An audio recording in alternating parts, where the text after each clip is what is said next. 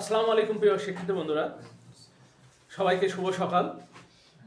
আজকে আমি তোমাদের যে অধ্যায়ের অঙ্ক করাবো সেটা হচ্ছে 9.2 ত্রিকোণমিতি অধ্যায়ের। এখন যে প্রশ্নটি করাবো সেটা হচ্ছে মূল বইয়ের অনুশীলনী 9.2 এর 24 নম্বর। চলো কথা না বাড়িয়ে আমরা অঙ্ক শুরু করি। তো বোর্ডে একটা প্রশ্ন দেখতে পাচ্ছ 24 নম্বর, cos square theta minus sin square theta is equal to 2 minus 5 minus cos theta. তাহলে এখানে কিসের পরিমাণ বেশি আছে, সাইনের পরিমাণ বেশি আছে না কজের পরিমাণ বেশি আছে? কজের পরিমাণ বেশি আছে, তাই না? তাহলে সাইনে আমরা রাখতে পারবো না, তাহলে সাইনে ভাঙবো। আমরা বিগত দিনে যেসব অঙ্কগুলো শিখিয়েছিলাম সে অঙ্কে কি বলা ছিল, যদি সাইন স্কয়ার থাকে তাহলে সাইন স্কয়ারকে আমাদের ভাঙতে হবে। তাহলে সাইন স্কয়ারে ভাঙলে কি হয়? 1 মাইনাস cos স্কয়ার। তাহলে এই লাইনে শুধু পরিবর্তন এইটুকুই।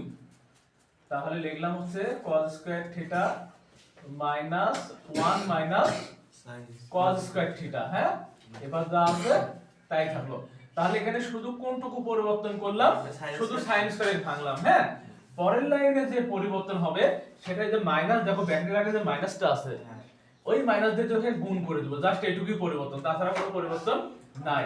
তাহলে cos স্কয়ার লিখলাম, cos স্কয়ার থিটা মাইনাস 1 আর মাইনাসে মাইনাসে plus cos square theta is equal to 2 minus 5 cos theta. এখন পরের লাইনে যে কাজটা আমাদের হবে, আমাদের কি এই দুই লাইন বুঝছি আমরা? প্রথম লাইনে কি করছি? প্রথম লাইনে sin এর ভাঙছি, দ্বিতীয় লাইনে এই মাইনাস দিয়ে দুটাকে গুণ করছি, তৃতীয় লাইনে এসে করব কি, সবগুলোকে আমাদের বাম সাইডে নিয়ে আসব। ঠিক আছে, সবগুলোকে যদি বাম সাইডে নিয়ে আসি তাহলে এখানে কি আরেক লাইন করে নিব, কারণ এখানেও cos স্কয়ার এখানেও cos square, cos square cos square 2 cos square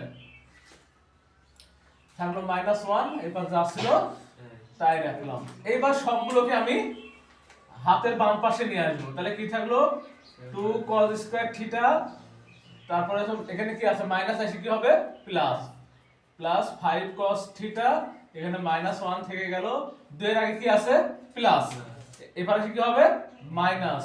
তাহলে এবারে কিছু থাকলো? কিছু থাকলো না। কিছু থাকলো না মানে কি 0,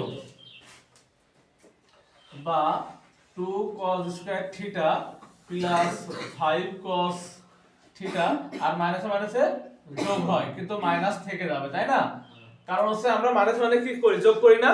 যেহেতু মাইনাস মাইনাসে যোগ করি সেহেতু আমরা কি করলাম 1 আর 2 এর 3 করলাম। এখন প্রশ্ন করতে পারো, ভাই যোগ করলেন তো আমার মাইনাস কেন নিয়ে আসলেন? কারণ বড় সংখ্যার আগে মাইনাস থাকলে মাইনাস নিয়ে আসতে হবে। ঠিক আছে, এখন আমাদের করব হচ্ছে মিডল টার্ম। প্রথম সংখ্যা শেষ সংখ্যা গুণ করে মাঝখানেরটা মিলাতে হবে। তাহলে একটা জিনিস বুঝো, 3 দুগুণে কত? 3 দুগুণে 6, তাহলে 6 ভেঙে আমরা কত করব? 5 করব, তাই না? তাহলে 3 দুগুণে 6, 3 আর 2 5। তাহলে আমরা 2 cos স্কয়ার লিখলাম, 2 cos স্কয়ার থিটা, হ্যাঁ, plus 2 cos theta plus 3 cos theta. কিন্তু এখানে যে জিনিসটা দেখতে পাচ্ছি সেটা হচ্ছে 3 দুগুণে 6, তাই না? 3 দুগুণে 6 আর 3 আর 2 এ করতে হবে 5। কিন্তু আমরা যখন এভাবে ভাঙতে যাচ্ছি যে 3 দুগুণে 6, কিন্তু দুইটার আগে প্লাস চলে আসতেছে। দুইটার আগে প্লাস আসলে 3 আর 2 এ তো 5 হচ্ছে, কিন্তু এখানে যদি আমি -3 দিই, কমন নিলে কিন্তু মাইনাস আসতেছে। প্রথমের দিক প্লাস আসতেছে, পরে যায় মাইনাস আসতেছে, তাহলে কিন্তু হবে না।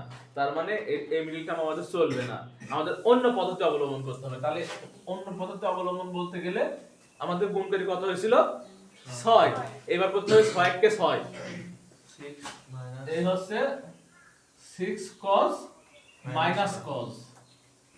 তাহলে 6 cos থেকে 1 cos বাদ দিলে 5 cos, তাই না? আর এখানে থাকলো কত 3 ইকুয়াল টু 0।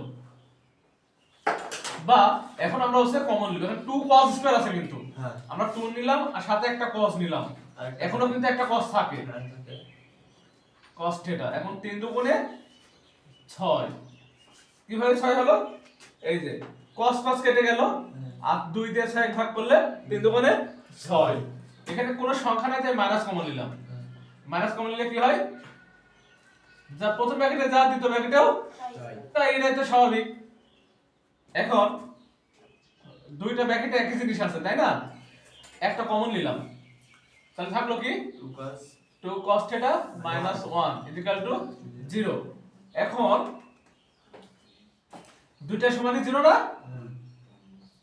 এটা সমানও 0 অথবা 2 cos minus 1 equal to 0, বা এখানে প্লাস আছে তাই না, ওই পাশে থেকে কি হবে মাইনাস, মাইনাস মান কখনো গ্রহণযোগ্য হয় না, এজন্য কাটা, মাইনাস মান কখনো গ্রহণযোগ্য হয় না ত্রিকোণমিতির ক্ষেত্রে। ঠিক আছে, তাহলে আমরা এটুকের কাজ শুরু করি আবার। তাহলে 2 cos θ, এখানে 1 আছে, 1 টাকে মাইনাস আছে এবার সে প্লাস, তাহলে এখানে 2 কি অবস্থায় আছে, গুণ অবস্থায়, তাহলে এবার কি হবে ভাগ, cos হাফের মান কত ডিগ্রি, cos হাফের মান হচ্ছে cos 60 ডিগ্রি, তাহলে cos কাজ উঠে গেল, θ সমান সমান 60 ডিগ্রি, এটাই অ্যানসার, একটা অ্যানসার হলো, কারণ মাইনাস মান কখনো গ্রহণযোগ্য হয় না। যাই হোক অঙ্কগুলো একটু মনোযোগ সহকারে তুলো, বুঝতে না পারলে আবার বুঝিয়ে দেবো।